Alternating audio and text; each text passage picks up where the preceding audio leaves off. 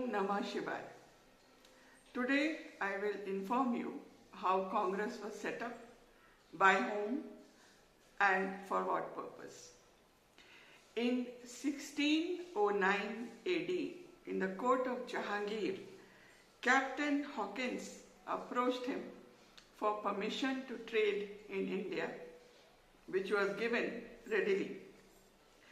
Thereafter, on 6th February 1613 AD, he issued a Shahi Farman which gave the right to East India Company to establish factory in Surat, and subsequently the East India Company also established factories at Vadodara, Bharat and other parts of India.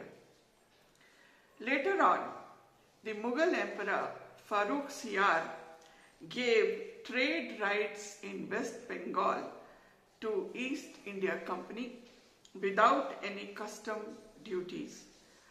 Now this is called the British Magna Carta, because of which East India Company earned huge profits. In fact, it attracted other companies like the French East India Company to also come to India in 1667 AD, but they were not as much successful as East India Company. In 1857, there was a Sipahi mutiny, which was basically due to the cartridge which was believed to be coated with pig fat or cow fat, and the soldiers refused to bite it with their teeth. The Sipahi mutiny started with Mangal Pandey of 34th Infantry Brigade, Kanpur. He shot Lieutenant General Hussain and Lieutenant Henry Bow, and the Sipahi mutiny spread to several other parts of North India. Veer Savarkar has termed the Sipahi mutiny as the first war of Indian independence. In 1858, Rani Lakshmibai also challenged the British and fought them very bravely. Thereafter, the British government decided to bring the entire rule of British or the trade in British, which had been done in India, under the Crown. This was the initiation of the British Raj in 1857. The British Raj basically meant about 300 plus Britishers who had come to India to rule over the country.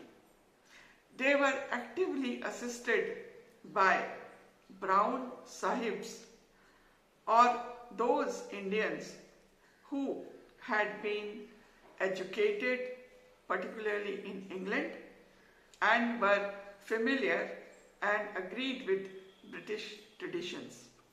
Now, with the help of these foreign educated Indians, the British ruled the country for a long time.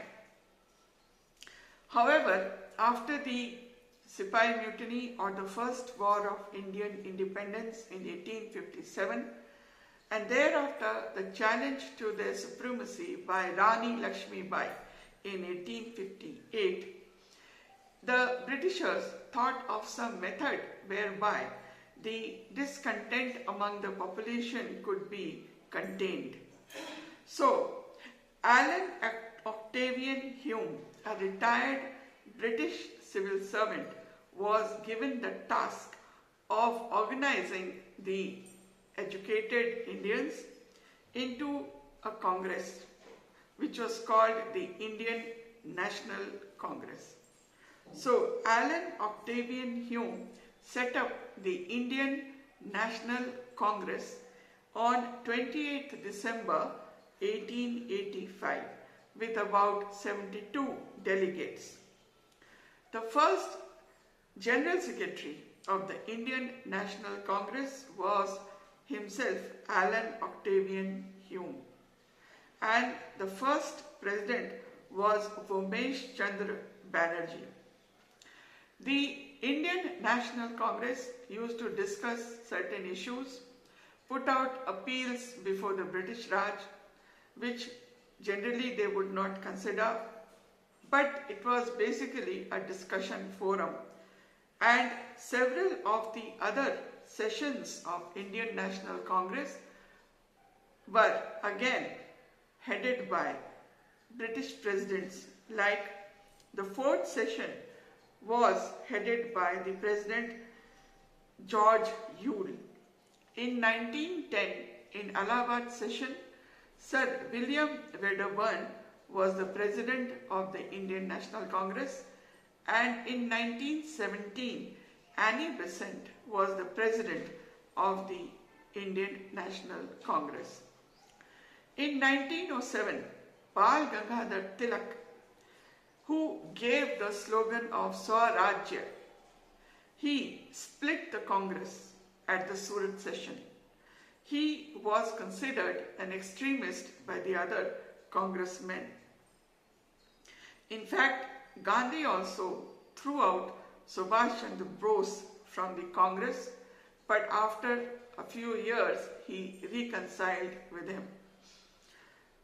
Now, the appeals made by the Indian National Congress was not being heard by the Britishers, and those who wanted Swarajya and independence were being termed as extremists by the other congressmen.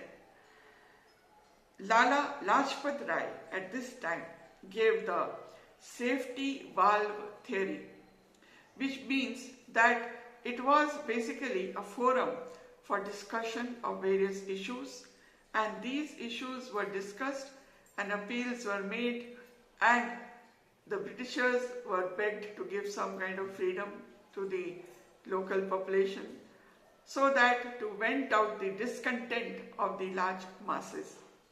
So this continued for a long time till finally Subhash Chandra Bose with his Indian National Army and other extremists could obtain independence for the country. So this is basically a small brief background about how the Indian National Congress was set up and what was its main purpose. Thank you for watching this video.